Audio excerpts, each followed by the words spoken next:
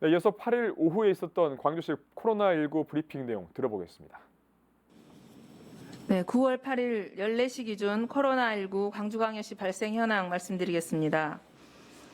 어제 해외 입국자 1명 포함해서 13명, 오늘 10명 확진되어서 총 누적 확진자 452명입니다. 증상과 관련해서는 452명 중 230명이 무증상입니다.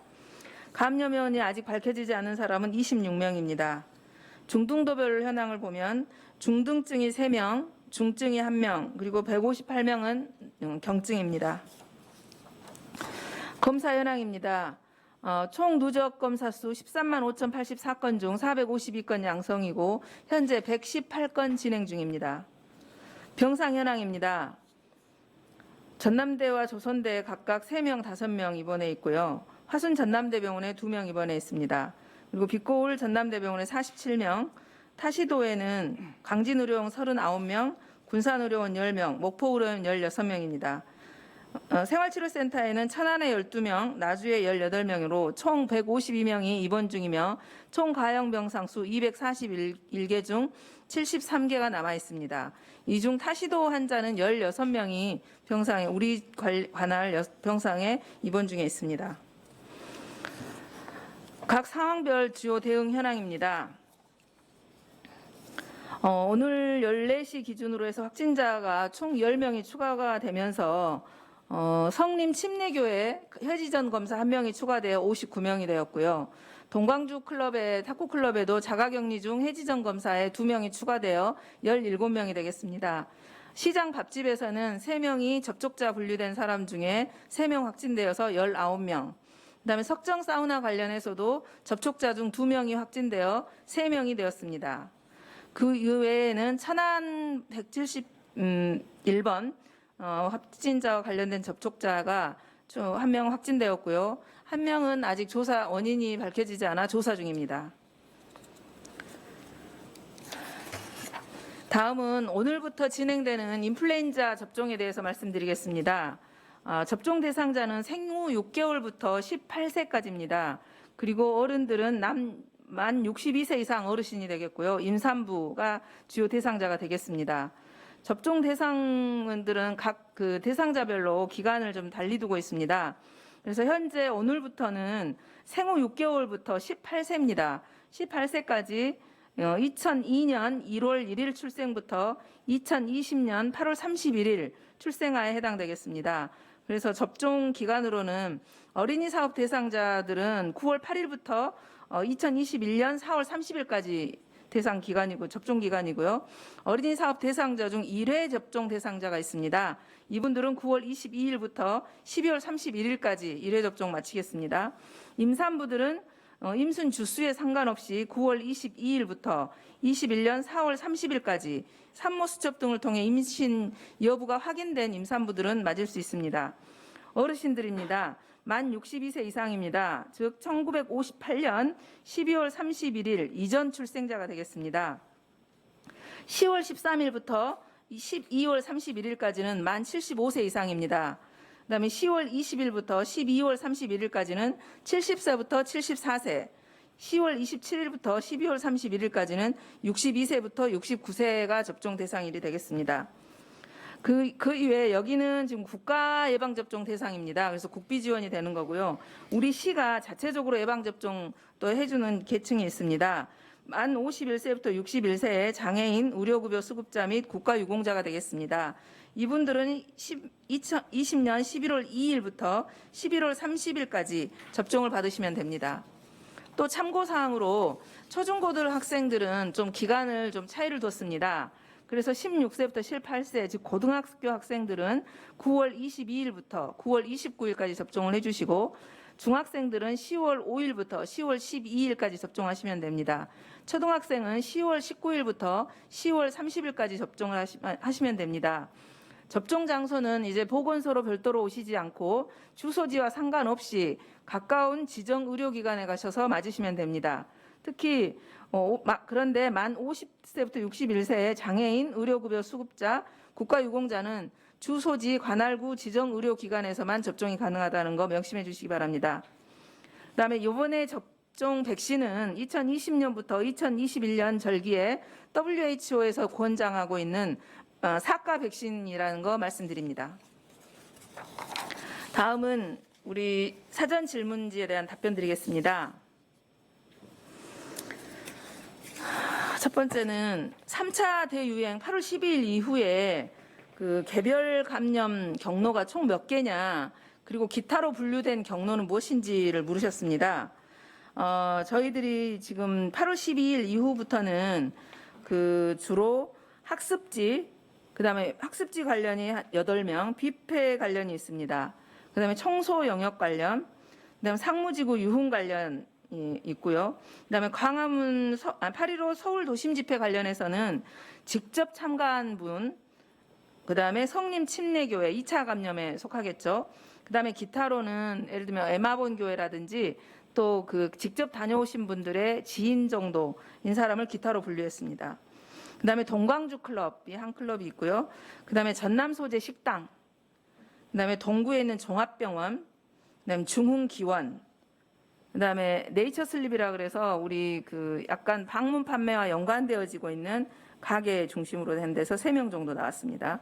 그리고 최근 지금 숫자가 늘고 있는 시장 밥집, 그리고는 나머지는 타시도 확진자 관련이 한 34명 정도 됩니다. 그래서 뭐 남양주 100번, 서울 아산병원, 뭐 기타 이제 뭐 스타벅스라든지 이런 식으로 남아 있는 분이 한 29명 정도 됩니다.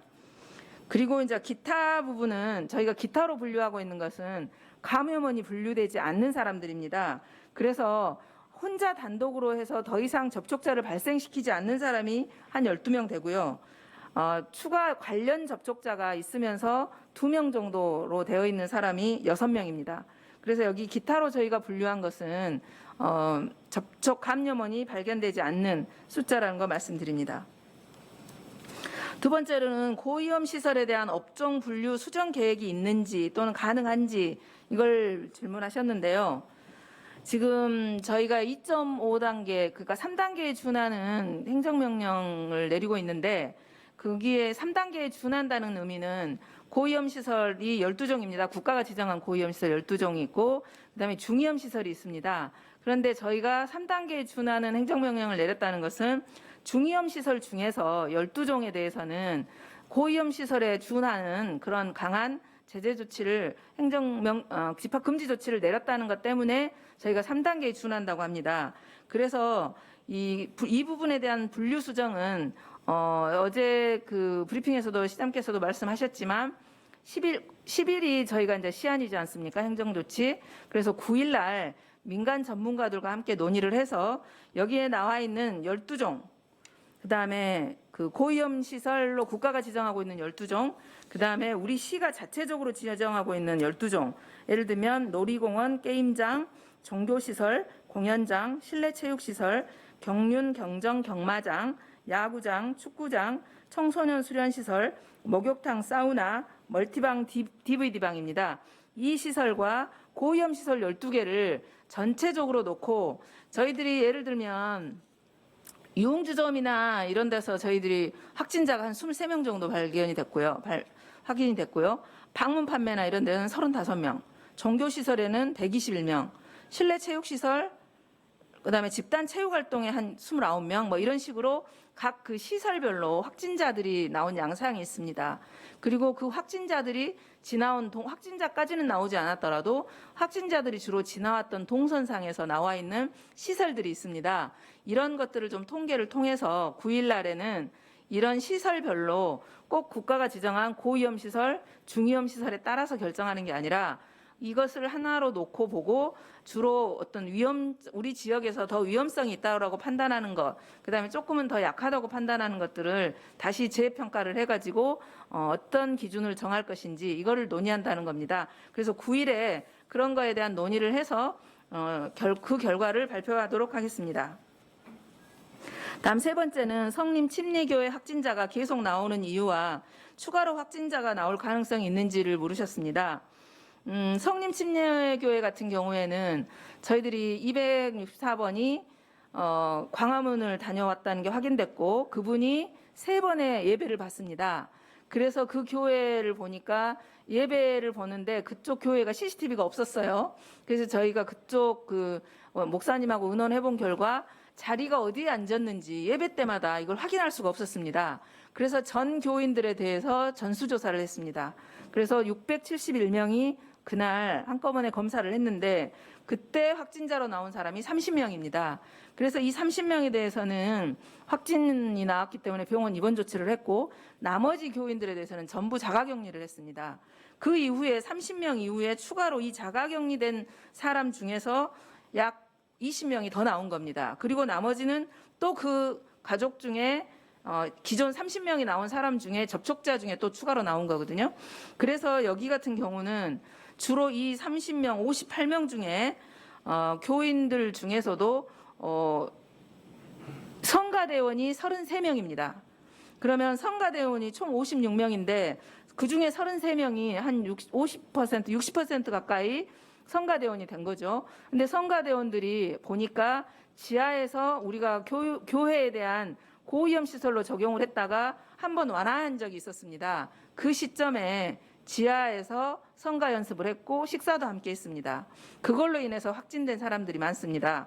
그래서 저희들이 판단할 때는 방역 당국에서 판단할 때는 그때 접촉했던 사람들이 거의 오늘 자가격리 해지 전 검사에 거의 나온 것 같습니다.